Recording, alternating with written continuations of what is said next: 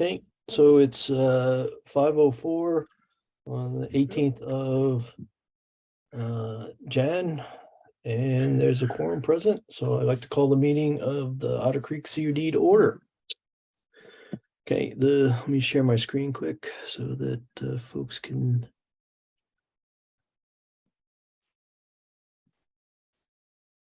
Okay, can you see my Yep. screen? Okay, thanks. Okay, so this is the agenda for today's meeting. Approve the agenda, approve the previous meeting minutes, update from the executive committee meeting, any VCB or BB or Bakuda updates. Number 7 is pretty important. We need approval to do something about the project management situation. So that's a little bit more than just an update. And then next meeting and adjournment. Any discussion of the agenda before we get a motion to approve it? Looks good to me. Okay, I make a motion to approve agenda. all right, thanks. Who was that? Laura. Oh, hey, Laura. John, I'll second. All right. Any other discussion? Okay, all those in favor of approving the agenda as shown on the screen and as distributed before the meeting, say aye. Aye. Aye. Any opposed? Okay, ayes have it. The agenda is approved. Previous meeting minutes should be up on your screen now. Hopefully everybody had a chance to take a look at these beforehand. The only thing I saw that that is probably worth small clarification is this last bit on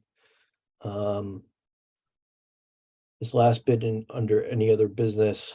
They offered support for they offered us letters of support for anything that was not within Vermont. So any kind of federal grant that we needed, but they won't take sides in a Vermont only grant. So like the VCBB grants that we'll be applying for, they won't do like letters of support for those. But What's the wording for anything not what in Vermont? I think letters of support for federal grants, I guess, is what it is a little bit more specific. Okay, got it. Other than that, Laura, they just don't want to take sides in between Sure. two organizations within Vermont. So Yeah, no, thank you for making that clarification. Oh, I think it's fine the way it is. It's just, I just want to make sure everybody knew that before. oh, okay. So they don't think, so that you're not gonna, so when we come time to apply for the construction grant, you're not gonna ask me where the letter of support is from Bernie Sanders. All right, anybody like to make a motion to approve the minutes? I would do that. I'll move to approve the minutes of the December 14th meeting. All right, thanks, John. And I can second that. All right, thanks, Mark. Mark. Any discussion, comments, questions? Okay, all those in favor of approving the minutes, say aye. Aye. Aye. Any opposed? Oh, okay, the ayes have it. The previous meeting minutes are approved. All right, executive committee update. The executive committee, we had the meeting last week. We approved the warrant. That was, I think, last invoice from Amanda and her project management services. Those are over officially. She's still helping us on a volunteer basis, but I'm really trying to not tax her because she's doing it out of the goodness of her heart to help us with like grant reporting and things like that. So in the meantime, before we have a finalized project manager, if there's if there's stuff that you need, please just let me know. And I'll do what I can to help move things along. I don't think there's any other big updates from the executive committee. Any of the other members of the executive committee can jump in if I missed anything, but I think those are the highlights. Okay, VCBB updates, nothing too big going on there. We supplied some information that we got back from several of the towns about connection speeds at folks' locations. We've been supplying that to VCBB as well as to a potential partner. And so far that's going okay. We only have about, I think, 4 or 5 of the towns worth of data. So if I know I reached out to our town manager, who I believe has left, has left that position. And so I probably have to reach out to the select board and ask them for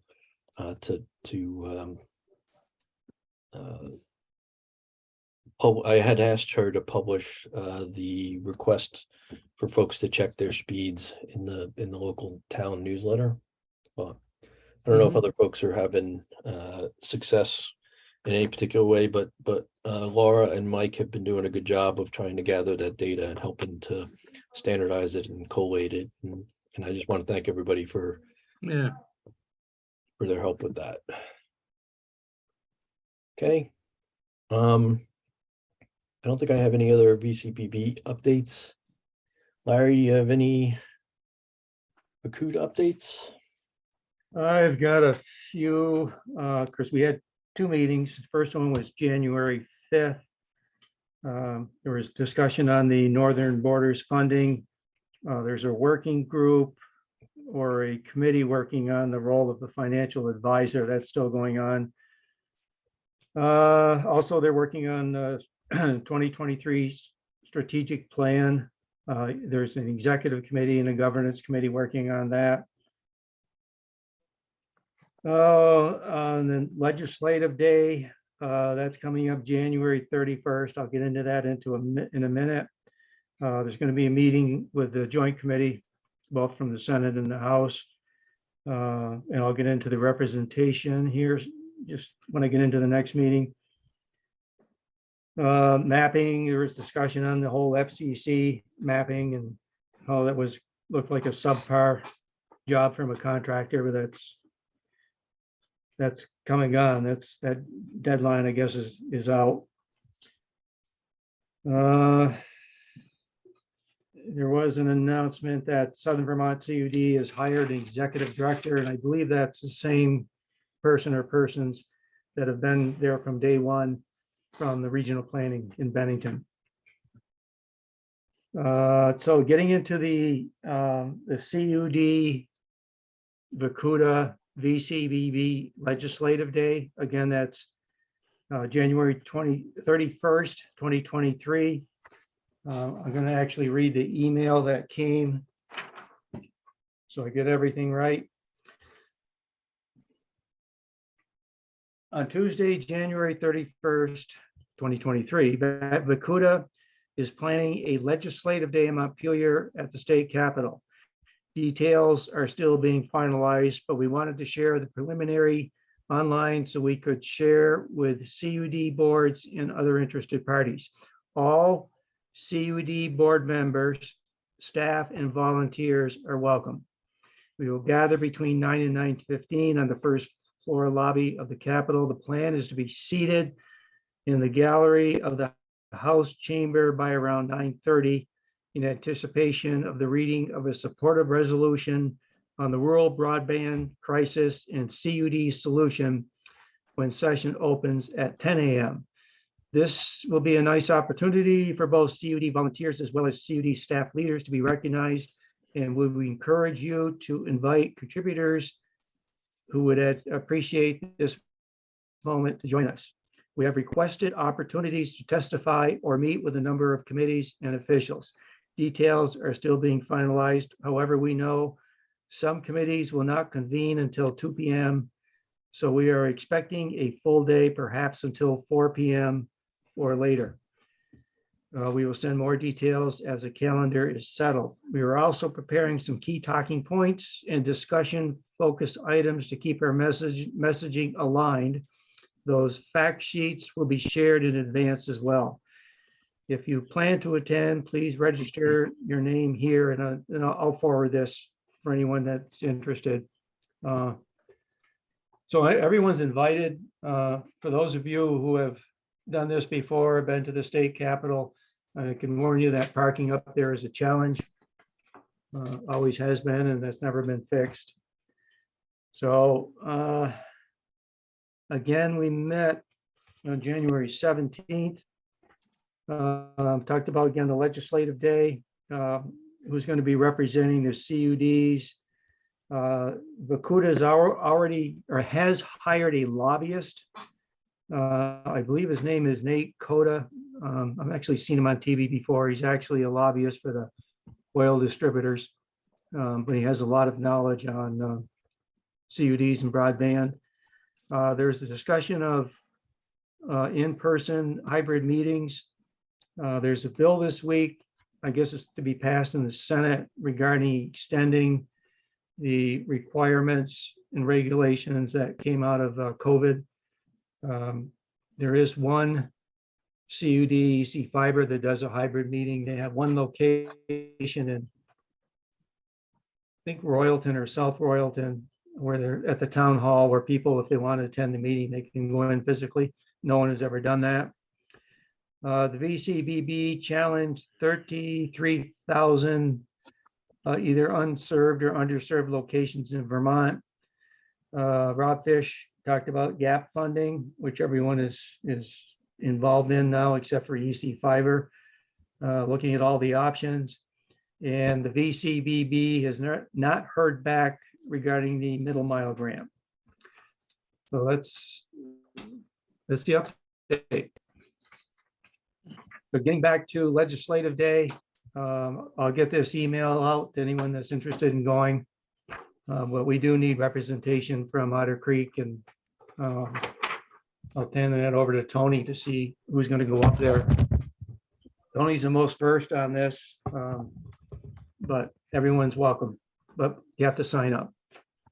Yeah, I would not be, I'd be happy to go, Larry. The problem is that I've got two problems. One is I broke my ankle and I can't drive, and I'm not sure when I'm going to be able to drive. And the other thing is I've got a bunch of PT physical therapy appointments, and I'm pretty sure that's one of the dates that I'm supposed to be in physical therapy. But anyway, I'm happy for somebody else to go in my stead. If anybody wants to go, I'd also be happy to brief you beforehand, just so that you are up to speed on what we're doing, and if you have any questions, I'm sure everybody's following along, but if you have any questions with discussions or things like that, so that I can help. All right, so at this point, I have no problem going, but I would like to just sit down and talk to get some talking points. Just the other day, from our discussion with, I think it was Vantage Point Solutions, the information you were giving, I was taking a lot. What's that? Oh, I was taking a lot of notes down. So Okay, well, you can call me anytime, Larry. I think you got my number, so yeah. I'm happy to talk, and I'm happy to have you represent us. I think you do a good job in that capacity. So, any other questions for Larry? The only other piece of business is, I don't know, Larry, if you saw there was a circulation for, is it called Magic Mountain or something like that? It's a Mac Mountain. Yeah, they're a wireless solution. I think it may be an interesting to have some conversations with them. They're a company that I think one of their principals is in Vermont, I think in Woodstock, the Woodstock area, but they have they're trying to use small cell towers, like less than 50 feet tall, to help improve the broadband capability. And it may be something that might help us because we have those hard to reach addresses. Anyway, I was planning on having or reaching out to them and just having a discussion with them to see if there's what we can learn and maybe how they could help us. If anybody is interested in that, I know I talked to Mike about that and he thought it was a good idea as well. If there's other folks who'd like to be involved in that or one way or the other, please let me know.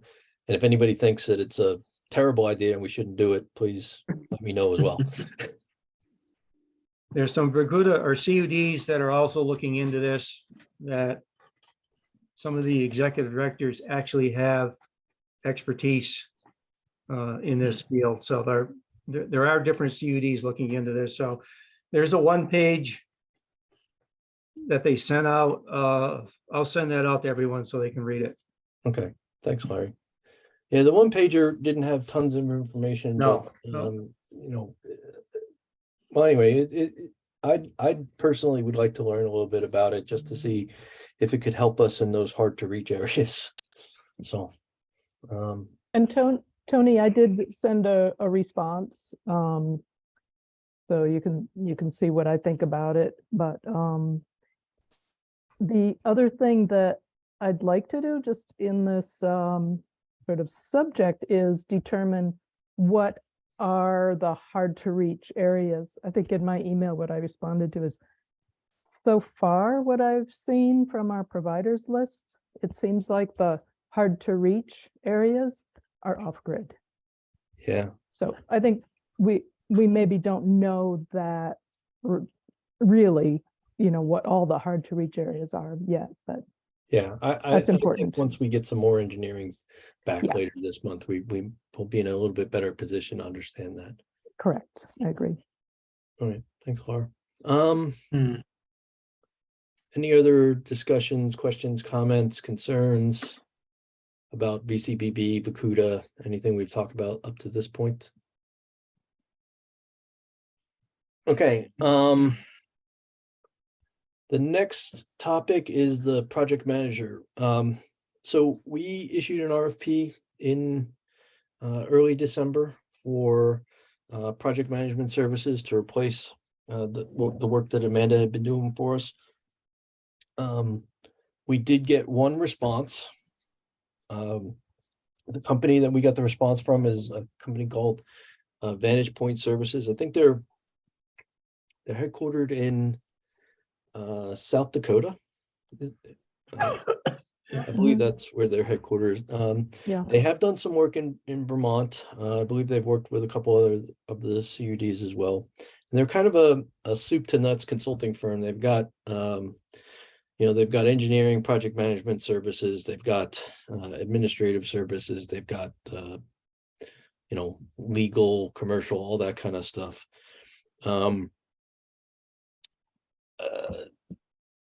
We talked about this in the executive committee meeting about the status of this.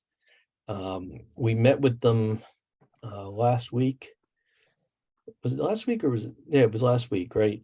A small subcommittee of us had some good discussions with them. Got a good idea of their capabilities and what what they could do for us. They feel pretty confident that they could help us.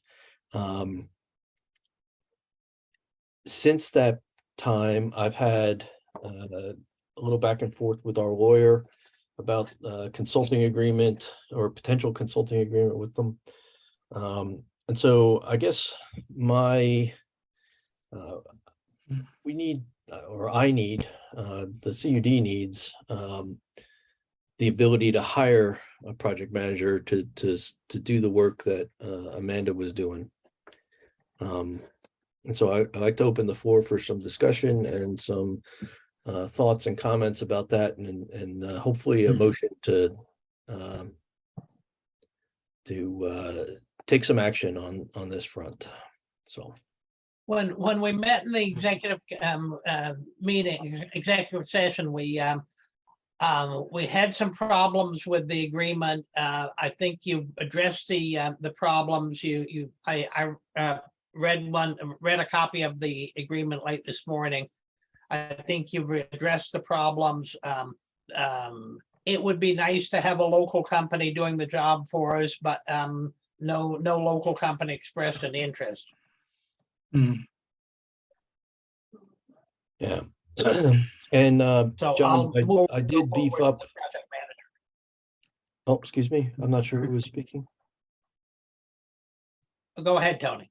Oh, I did address one of the questions that Eli, our lawyer, had was about the scope of services, and I did take Mike's advice about that and put in the language from our RFP, which was much more comprehensive than what was in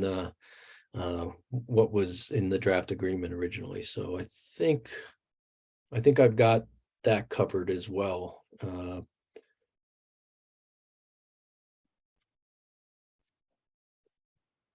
The only other question I have is on term of the agreement.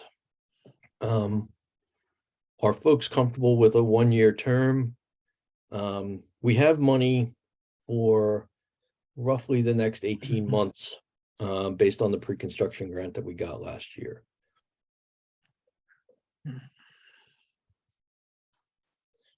Yeah, Tony, I'm okay with that. I just wonder, and I didn't look at the agreement very closely. Is there a language in there? Should we be unhappy with the individuals or individual that gets assigned to give us an opportunity to make a change? There's a termination for convenience with 30 days notice. Okay. So I was kind of counting on that as our stick. I have a feeling that if we went to them and said, hey, we have a problem with these people, and if you don't change them, we intend to invoke our 30 days notice to cancel the agreement or cancel the agreement. I have a feeling that would work. So Okay. but there's not a specific, I've seen that before in my previous life. I've seen, where they have to provide the resumes of the folks who are going to work for you, and you have the approval to, or you have the ability to approve, reject them, or and maybe ask for a replacement if you're in the middle of the work and there's a problem. But I think with our ability to terminate for convenience, I think we're covered. I don't anticipate them wanting to terminate the agreement. Makes sense. Thank you. Yeah.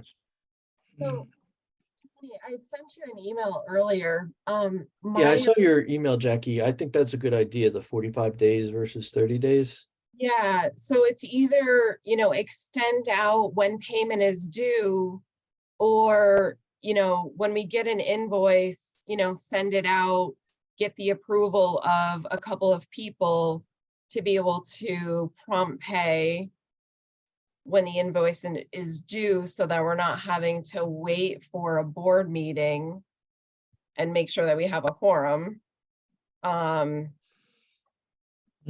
To avoid getting, into that 30-day window. Yeah. So what Jackie's talking about is, when everything's working fine, when we have our executive committee meetings and we get a quorum for that, or we have the regular meetings and we have a quorum present like we do tonight. Everything's fine with us being able to pay in our invoices and things like that. But when we get in a situation where we don't have a quorum, then we can sometimes struggle to pay our invoices within that 30-day period. So I will try to extend it in the agreement, Jackie. Okay. as a stopgap. Right. But I agree. I think there should be, or I think what the way I've seen things work in the past, these weren't public, these weren't sort of municipality type situations. They're more private sector stuff where you have, you have folks who have the ability to sign off that the work was done, right? Right. Once the invoice comes in, and then you have somebody who has authorization to to pay, and and those two things are excuse me, those two responsibilities are split so that you don't get in a situation where somebody is approving to cut a check to their friend or something like that. Right, exactly. I mean, and a lot of times it's, I mean, I would see invoices come in and it's, a contractor invoice that, it's, seen by an engineer and signed off, and then it's signed off by, the town manager or, whoever's managing the project, and then it gets paid. Right. So it's gone through a couple of people. I mean, and we could set it up the same way, it's, I think- seen by, 2 or 3 set people. They Yeah, all I sign think that off would be and great. say, I think we're gonna have "Okay to to change the pay." bylaws to do that though. Because right now it says that the executive committee can convene to approve the warrant.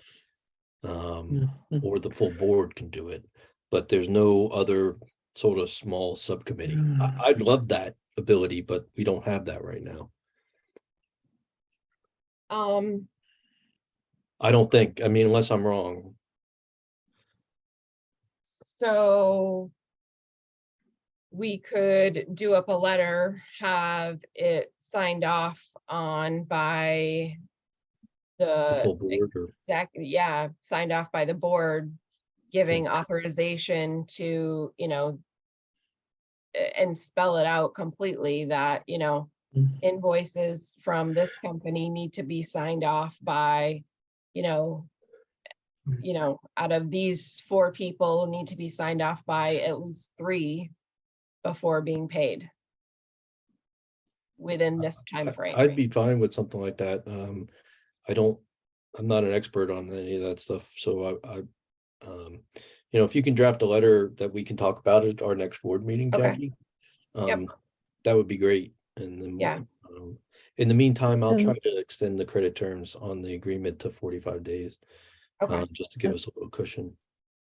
And Well- maybe along with that, we could just draft an amendment to the bylaws that say that there's the ability for the full board to make those adjustments, to approve the changes for somebody else. But I'm not thinking of good wording, but Right. that might be appropriate so that the bylaws, read that we can do that.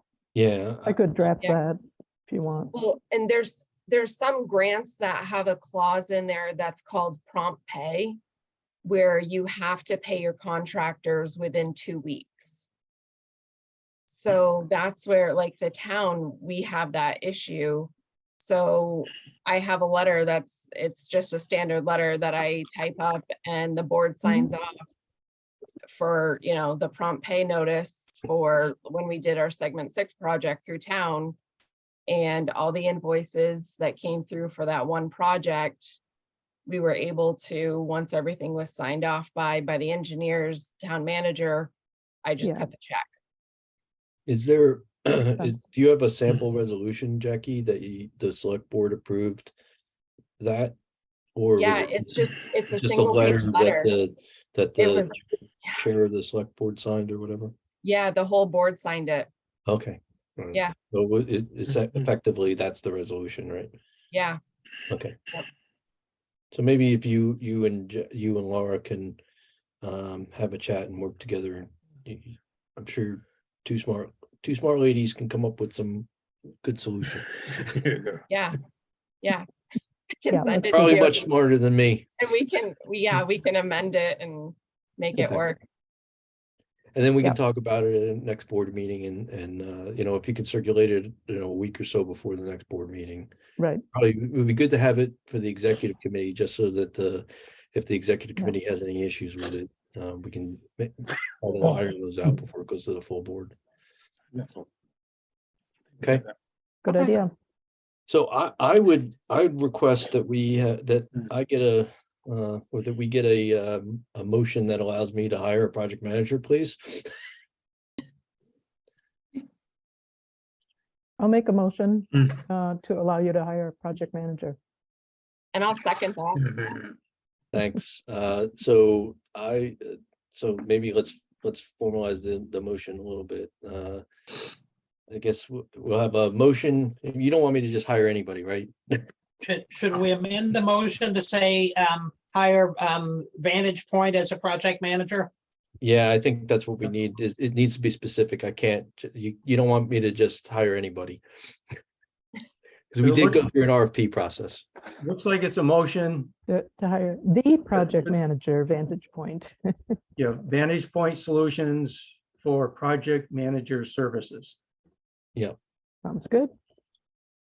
Okay. So the motion on the table is to hire Vantage Point Solutions. They're the respondent to the RFP for project management services that we issued the RFP to do. Mhm. Anybody want to second that? I'll I will say, All right. So Larry, you proposed, John seconded. Any discussion before we have a vote?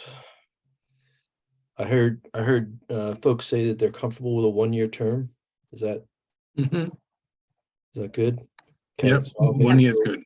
I'll make it for a 1-year term.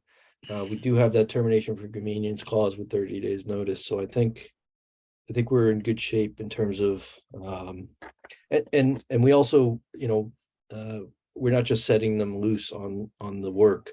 We coordinate the work pretty closely, so. Okay, all those in favor of hiring Vantage Point Solutions for a 1-year consultancy agreement for project management services, signify by saying aye, please. Aye. Aye. Any opposed? No, none opposed. The ayes have it. I will work to make that happen. And hire us a project manager. Thank you very much. All right, next meeting. Uh, Can can you hold on for a second? Yep. I've got something else. Do you want to? Oh, yeah, I'm sorry. Yeah, we are still on any other business. So if anybody has other business, let's chat. Okay, so I've been working on that there spreadsheet that everybody loves. And what I did is I sat down with the town clerk here and basically went and put that spreadsheet up against the grand list and E911 maps and went through every single address. Made corrections on some of the stuff and, filled in most of everything of what we knew. My question to you is, who gets this spreadsheet? Where are these ultimately going? So we've been sharing them with VCBB, but we're also been sharing them with our potential partner. Should I give this back to someone that's been the point person for this? So Laura and Laura. Mike have been And Mike, sort of shepherding this Okay, effort through. So they're the ones they're the keeper of the list. so you said Laura is, Yes, Laura Black. okay, all right. I Do you have her, can, do you have her email, Chris? it must be on a distribution list, I'm Yeah. sure. It is. So I'll get that over to her. Okay, is there so I haven't gone through that process yet. Are there any good go-bys that anybody's developed? Is there any way to automate any of this, or is it just Well, brute force and persistence? one of the big challenges is getting the darn thing in the right order, so it matched up to the grand list, and did figure that out, how to extract columns. So how to take the big glob of data and extract it out on the columns and then be able to sort on that. So that's a little bit of a challenge because, to do this correctly, you're gonna want it in the same order as the town's grand list. Okay. It's gonna make it a lot easier. Can I ask a question? Sure, Ellen. Chris, so when you said you visited those addresses? and No, I didn't physically visit those addresses. We did it through the grand list and through the E911 map. Some of the addresses, most of the addresses, the town clerk and myself, we know pretty good because this town of Hubbardton is pretty small. Okay. Yeah, because I have a question after this discussion is over, and that's about testing. So yeah, I will tell you this, out of looking at some of that data,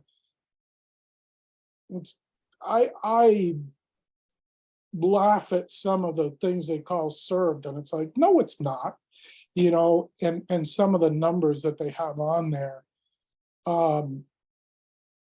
One of the things I think I found disturbing was the fact that just because of Elon Musk, they consider that you could be, what was that, the FCC one? Yeah, the FCC one.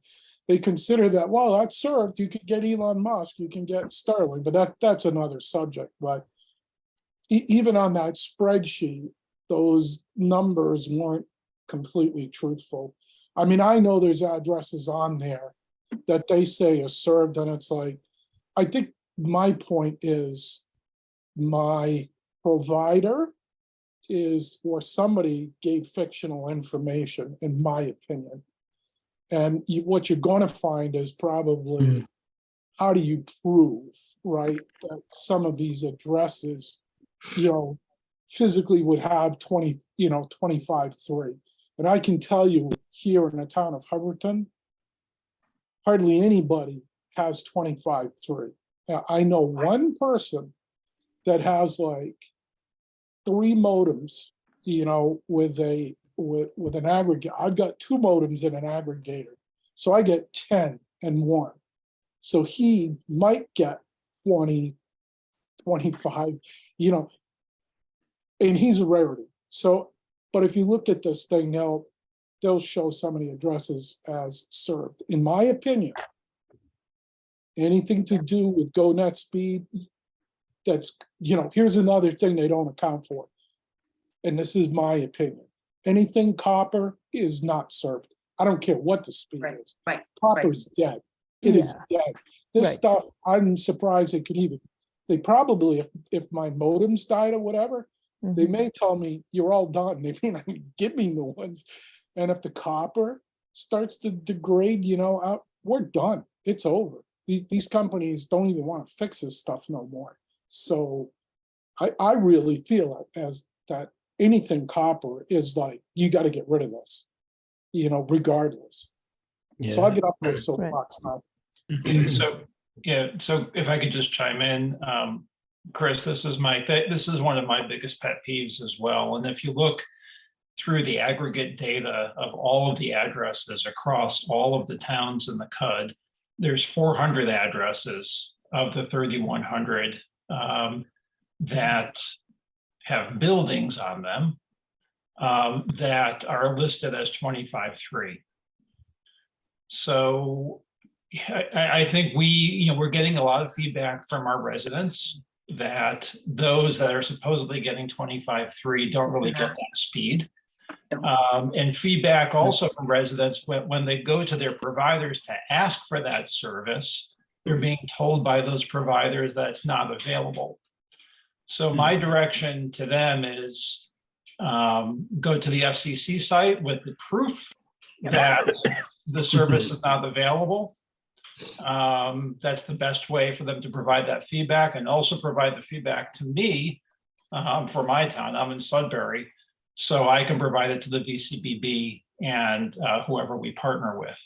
So, But I would like to push us as a CUD to do everything we can to get funding to cover those 400 addresses that are supposedly served at 25.3 because we all know that they're not getting those speeds. Yeah.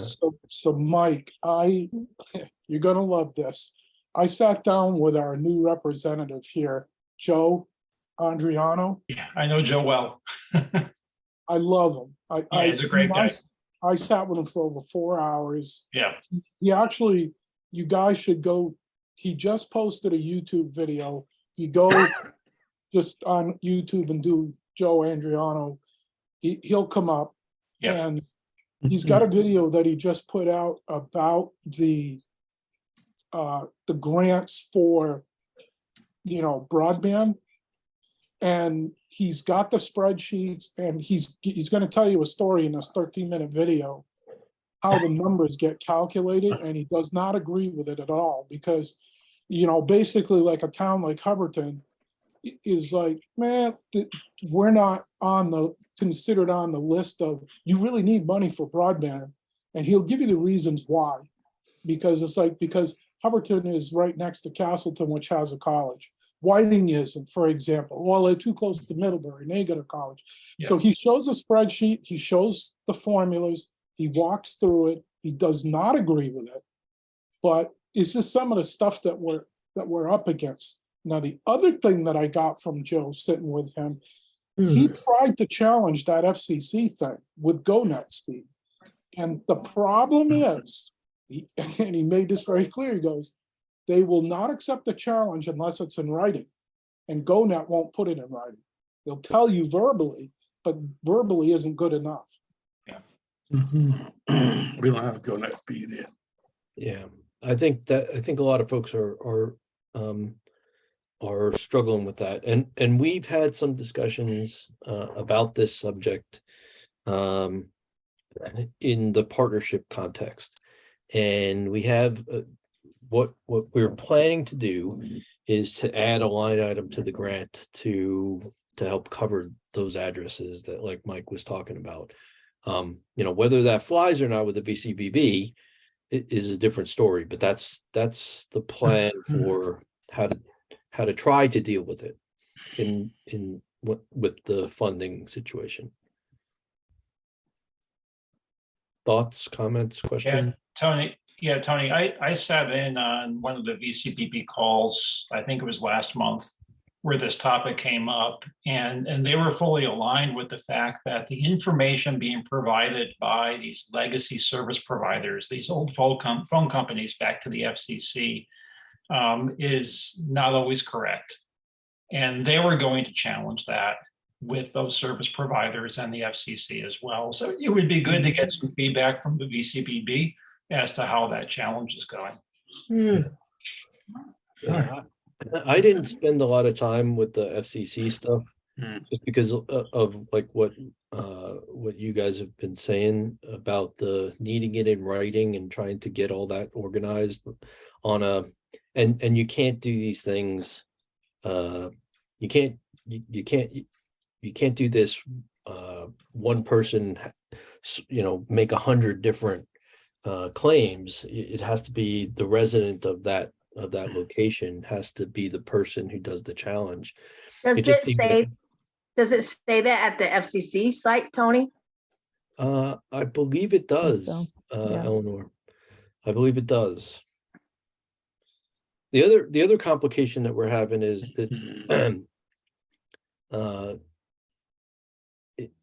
is that there's situations where folks are it doesn't apply to towns where there aren't multiple providers, but in towns where there are multiple providers and you have folks who are not subscribed to something that is, so as an example, if Comcast comes past your house, right, you're considered served, whether or not Comcast, whether or not you subscribe to Comcast or not.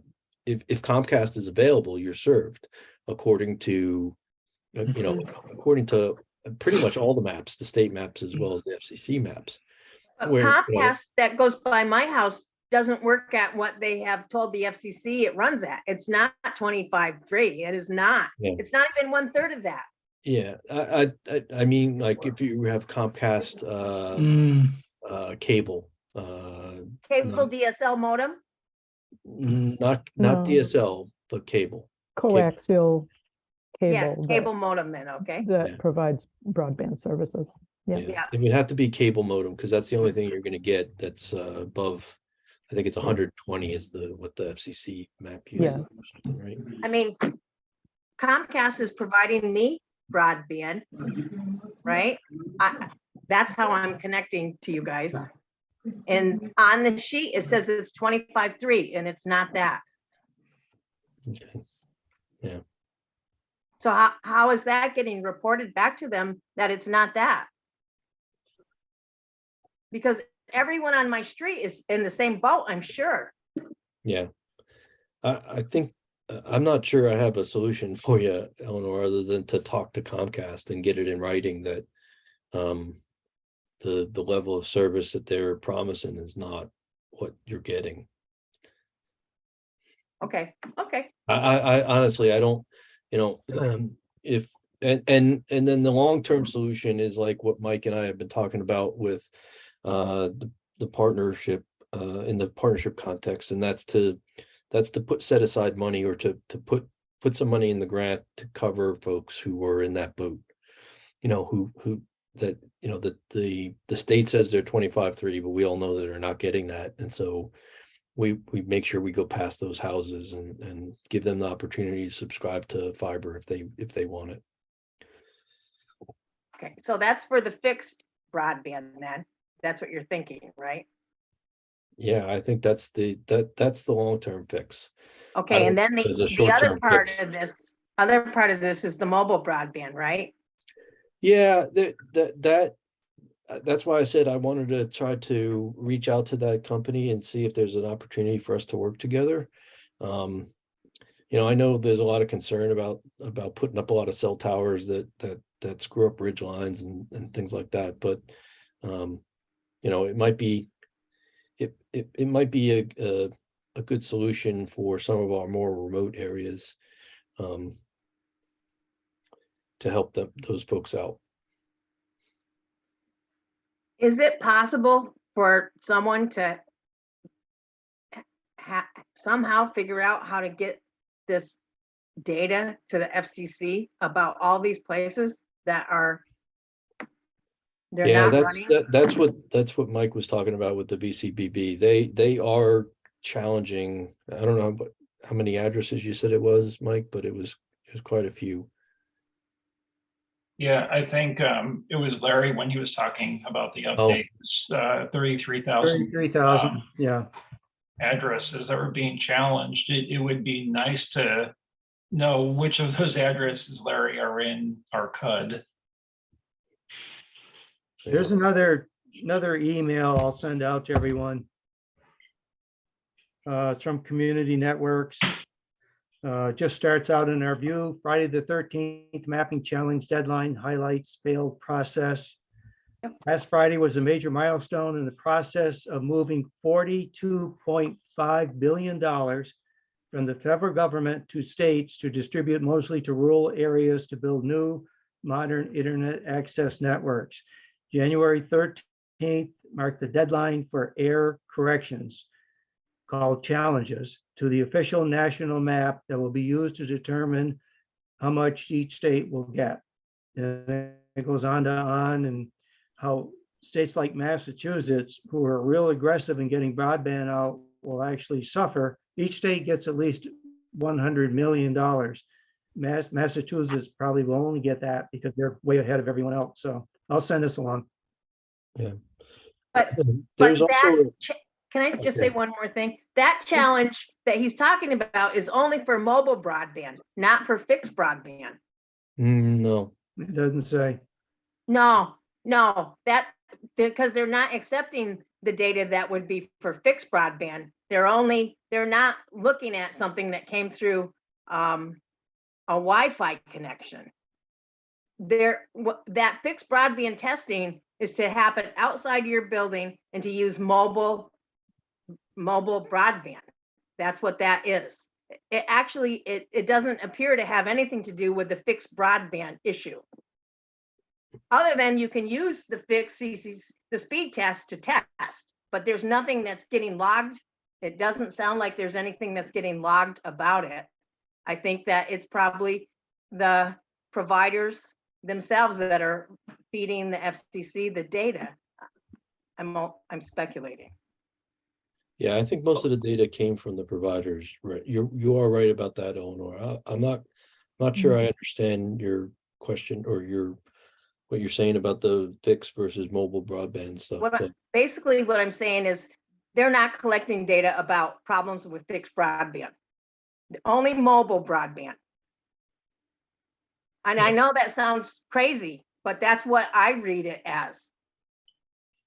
Yeah, Eleanor, the challenge which expired on the 13th was also to challenge fixed broadband. I had provided the information to quite a few of my residents and helped them through the process of going into the FCC website to put their data in.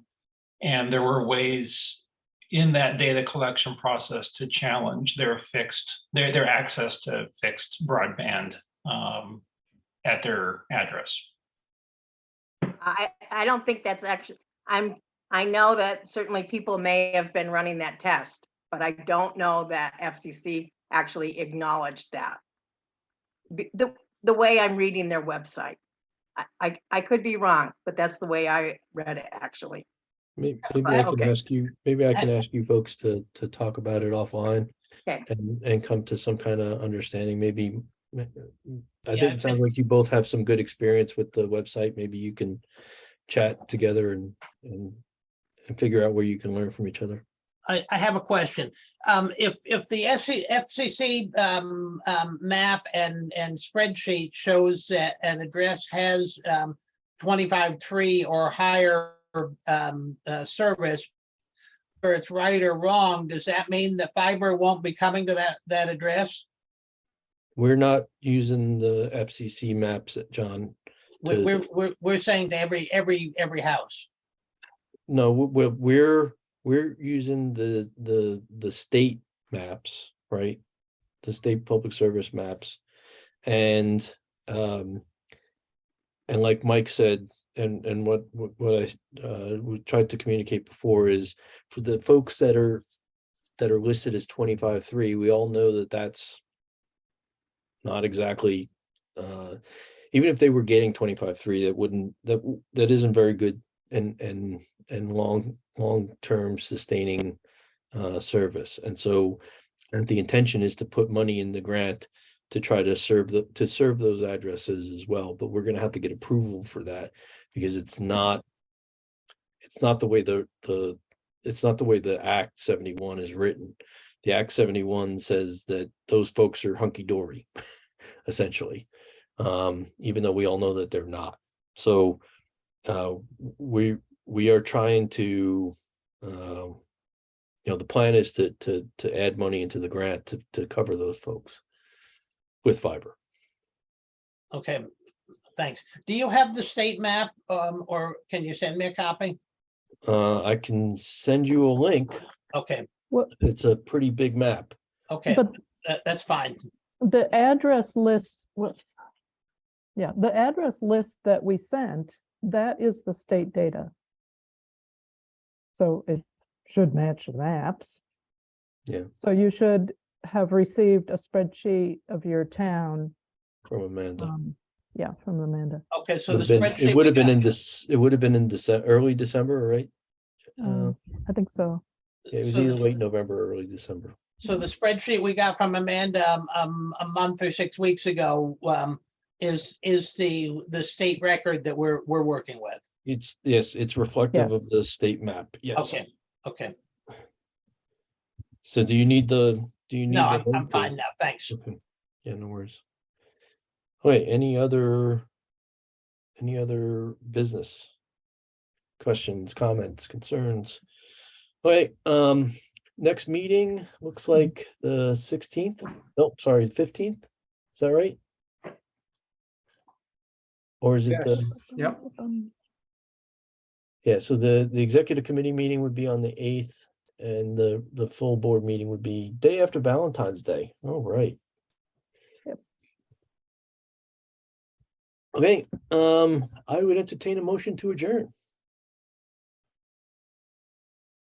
Motion to adjourn. Thanks, Chris. Second, Larry. Thanks, Larry. Any discussion? All those in favor of adjournment at 5:59, signify by Aye. saying aye. I, I, Any opposed? All right, the ayes have it. We are officially adjourned. Let me stop the recording if I can figure out how to do that.